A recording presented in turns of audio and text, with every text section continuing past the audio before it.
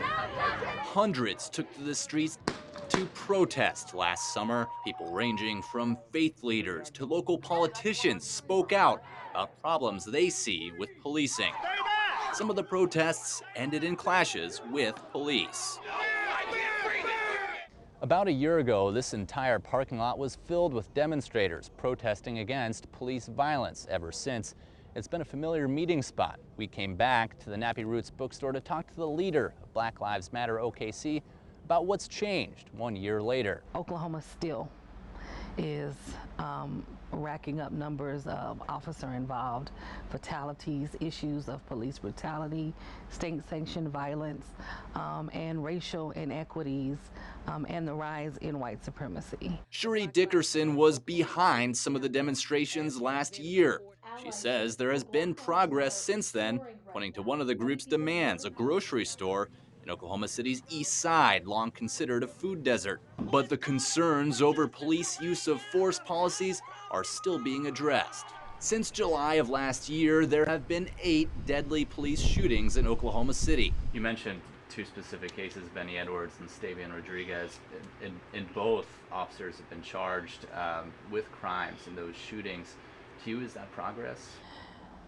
It's not progress because there are families that are still having to deal with the loss of life. Last summer, the Oklahoma City Law Enforcement Policy Task Force was formed. It has more than 40 members, ranging from community activists to the police chief and police union. Its goal is to address the city's de-escalation policy and citizen advisory board. Dickerson thinks the entire system of policing should be rethought. What's problematic about this particular task force, and I understand what the mission was behind it, is that we can come up with recommendations and suggestions that will work, that would help community relations, to instill more trust if they really wanted to.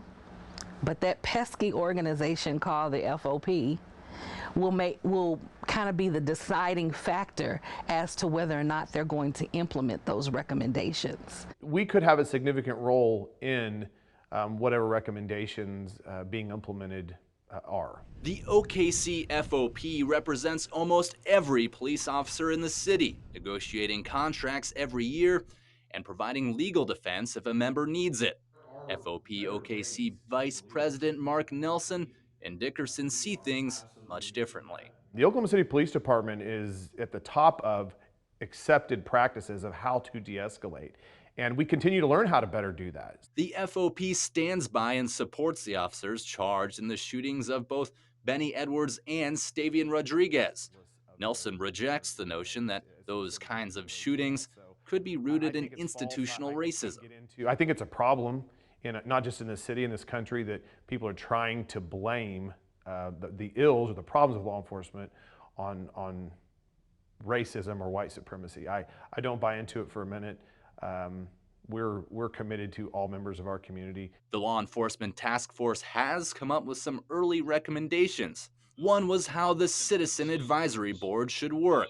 The police department has already implemented one idea, setting a deadline of 10 days to release body cam video after incidents like officer-involved shootings. Money in the city's latest budget will go towards crisis intervention training for officers and to an alternative response to mental health calls.